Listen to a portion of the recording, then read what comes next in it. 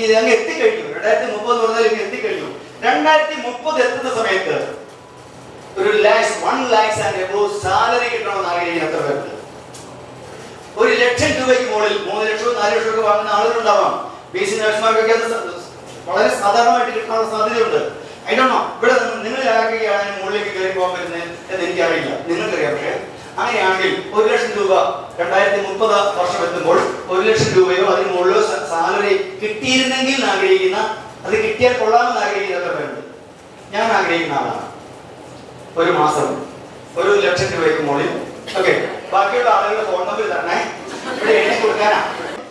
ഇതൊരു കുഴപ്പമാണോ ഡോക്ടറെ? ഇതല്ലേ, അങ്ങനെ വേണ്ട അല്ലേ? അങ്ങനെ വേണം. പക്ഷെ ഞാൻ അതിനകത്ത് അപകടം വേണം. എന്നാന്നറിയാമോ? അങ്ങനെ 1 ലക്ഷം രൂപയ്ക്ക് മുകളിൽ വരുമാനമൊക്കെ ആണ്. ഞാൻ ഇപ്പൊ ചേച്ചിയോട് കൂടുതൽ ജോലി ചെയ്യേണ്ടി വരികയല്ലേ. അതുകൊണ്ട് ഞാൻ എന്ത് ചെയ്തു? ഞാൻ കൈ പൊക്കാൻ പോയ കൈയെ പിടിച്ചു ഇതിലെവിടെ എന്ന് പറഞ്ഞ് ചിലപ്പോൾ ചെയ്തിട്ടുണ്ടാവാം. എന്റെ ചോദ്യം ഇതാണ്, 1 ലക്ഷം രൂപയ്ക്ക് മുകളിൽ വരുമാനം ലഭിക്കാൻ ആഗ്രഹിക്കുന്ന ആളുകളുടെ എന്റെ ചോദ്യം ഇതാണ്. നമ്മുടെ സ്വപ്നങ്ങൾ എത്രയോ വലുതാവട്ടെ, എത്രയോ വലുതാവട്ടെ. വലിയ സ്വപ്നങ്ങൾ കാണാനാണ് നമ്മളെ മഹാന്മാരെ ആളുകൾ പ്രേരിപ്പിച്ചിരിക്കുന്നത്, ഉദ്ബോധിപ്പിച്ചിരിക്കുന്നത് അല്ലേ? അങ്ങനെയാണെങ്കിൽ ആ വലിയ സ്വപ്നങ്ങളിലേക്ക് നമ്മൾ നടന്നെടുക്കുമ്പോൾ അതിനുള്ള തയ്യാറെടുപ്പുകളിൽ നമ്മുടെ കപ്പാസിറ്റി, നമ്മുടെ ഇന്നുള്ള നമ്മുടെ കഴിവ്, അറിവ്, അതിന് തക്ക തരത്തിൽ നമ്മൾ ഡെവലപ്പ് ചെയ്യുന്നുണ്ടോ? സ്വപ്നങ്ങൾ എത്ര വലുതുമായിക്കോട്ടെ, അത് നേടാനിടയുമാവട്ടെ, പക്ഷെ ആ സ്വപ്നങ്ങളിലേക്ക് എത്തണമെങ്കിൽ ആ സ്വപ്നങ്ങളിലേക്ക് എത്തുന്ന തരത്തിലുള്ള ഒരു സ്കിൽ നമ്മൾ ഡെവലപ്പ് ചെയ്യുന്നുണ്ടോ? അതിന് തക്ക തരത്തിലുള്ള കേപ്പബിലിറ്റി, കപ്പാസിറ്റി നമുക്കുണ്ടോ? അതിന് തക്ക തരത്തിലുള്ള തയ്യാറെടുപ്പുകൾ നമ്മൾ നടത്തിയിട്ടുണ്ടോ? ഹലോ, ചോദ്യം വ്യക്തമല്ലേ? ഈ ചെറിയ തയ്യാറെടുപ്പുണ്ട്, അതായത് നാട്ടിൻ പുറത്ത് ഓടി ജയിച്ച മത്സരത്തിന്റെ തയ്യാറെടുപ്പുകൾ കൊണ്ട് മാരത്തൺ ഓടി ജയിക്കാൻ പറ്റുമോ? നാട്ടിൻ പുറത്ത് ഓടി ജയിച്ച മത്സരത്തിന്റെ കഴിവ് കൊണ്ടും പരിശീലനം കൊണ്ടും മാരത്തൺ ഓടി ജയിക്കാൻ പറ്റുമോ? ഇല്ല. നാട്ടിൻ പുറത്തെ വേലി ചാടി പഠിച്ചത് കൊണ്ട് പുറകോട്ട് ചാടി ജയിക്കാൻ പറ്റുന്നവരില്ല.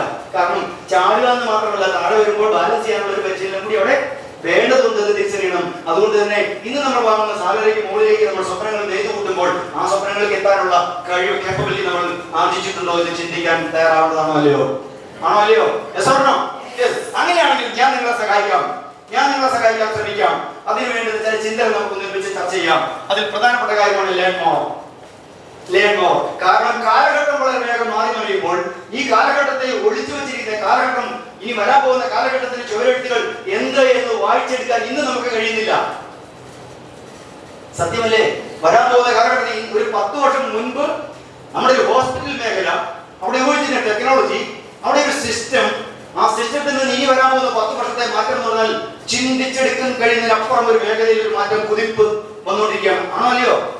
ആ ഒരു മാറ്റത്തിൽ നമ്മൾ പിന്തള്ളപ്പെട്ടു പോകാതിരിക്കണമെങ്കിൽ ലേൺ മോർ. ChatGPTയും AI ടെക്നോളജിയും അതുപോലെ ഈ വരാൻ പോകുന്ന കാലഘട്ടത്തിന്റെ എല്ലാ സാധ്യതകളെയും നമ്മൾ കണക്കൂട്ടി ഇന്ന് നമുക്കൊരു തൊഴിലുണ്ട്, ഒരു ഗുഡ് പൊസിഷൻ ആണ്. Yes, we are very good position. But ആ ഗുഡ് പൊസിഷൻ നമ്മൾ കംഫർട്ട് സോൺ കണ്ടെത്തി അവിടെ റിലാക്സ് ചെയ്യരുത്. കാരണം ഈ ഗുഡ് പൊസിഷൻ നമുക്ക് നാളുകളിൽ ചാലഞ്ചസ് ഉണ്ടാക്കാം. ആ ചാലഞ്ചസിൽ നമ്മൾ വീണ് പോകാതിരിക്കണമെങ്കിൽ ഈ ഗുഡ് പൊസിഷൻ നമ്മൾ മൂവ് ചെയ്യണം. We are going to good to great. That should be must. We are going to good to great. നമ്മൾ പോയേ പറ്റൂ. നമ്മൾ അങ്ങനെ പോയിക്കൊണ്ടിരിക്കുകയാണെങ്കിൽ അങ്ങനെ പോയേ പറ്റൂ. ആ ഗുഡ് പൊസിഷനിൽ നിന്ന് കംഫർട്ട് സോൺ ബ്രേക്ക് ചെയ്ത് ഗ്രേറ്റ് പൊസിഷനിൽ മൂവ് ചെയ്യണം. കൂടുതൽ കാര്യങ്ങൾ പഠിക്കൂ. ക്ലിയർ ആണോ? ഒപ്പം തന്നെ ഏത് കാര്യങ്ങൾ ലേൺ ചെയ്യുമ്പോഴും നമുക്കൊരു ലക്ഷ്യം ഉണ്ടാവണം. പർപ്പസ്. നമ്മൾ എന്ത് ചെയ്യുമ്പോഴും എന്ത് പർപ്പസ് ആണ് അതിന്റെ സെർവ് ചെയ്യുന്നത്? എന്ത് പർപ്പസ് ഉണ്ടെന്ന് ഞാൻ ചെയ്യുന്ന കാര്യം എന്താണ്? എന്ത് പർപ്പസ് ആണ് അതിനുള്ളത്? എന്താണ് എയിം ചെയ്യുന്നത്? എന്താണ് അതിന്റെ ഗുണം? എന്താണ് ഞാൻ ചെയ്യേണ്ട ആവശ്യം? എന്താണ് ഞാൻ കൂടുതൽ മികച്ചതായി ചെയ്യേണ്ട ആവശ്യം? എന്താണ് നമ്മൾ ചിന്തിക്കാൻ പറ്റണം. വേണ്ടയോ? ഒരു പർപ്പസ് ഉണ്ടാവണം. കാര്യം മനസ്സിലാക്കി കാര്യം ചെയ്യാൻ പറ്റണം. കൂടുതൽ എയിം ഉണ്ടെങ്കിൽ, ഒരു ലക്ഷ്യം നമ്മൾ നിർണയിച്ചിട്ടുണ്ടെങ്കിൽ, അടുത്ത 2030 എന്ന് പറയുന്ന വർഷം എനിക്ക് സ്വന്തമായിട്ട് ഞാൻ ആഗ്രഹിക്കുന്ന ഒരു ആപ്പിൾ ഫോൺ, എനിക്ക് എന്റെ വരുമാനത്തിൽ നിന്ന് ഒരു സ്വന്തമായിട്ട് ഭവനം, ഞാൻ ആഗ്രഹിക്കുന്ന ടൂറിസ്റ്റ് ഡെസ്റ്റിനേഷനിലേക്കുള്ള യാത്രകൾ, ഞാൻ ആഗ്രഹിക്കുന്ന സ്ഥലത്ത് സമയത്ത് ആഗ്രഹിക്കുന്ന ആളുകളോടൊപ്പമുള്ള യാത്രകളൊക്കെ എനിക്ക് ഡിസൈൻ ചെയ്യണമെങ്കിൽ, എന്റെ ഫ്യൂച്ചർ മറ്റൊരാൾ ഡിസൈൻ ചെയ്യാതിരിക്കണമെങ്കിൽ, എന്റെ ഫ്യൂച്ചർ എന്റെ കൈകളിൽ ഭദ്രമായിരിക്കണമെങ്കിൽ, future is in your hand. Future is really in your hand. നമ്മുടെ കൈകളിൽ നിന്ന് ഭദ്രമായിരിക്കണമെങ്കിൽ നമ്മൾ കൂടുതൽ പഠിക്കാൻ തയ്യാറാവണം, ലക്ഷ്യബോധത്തോടെ.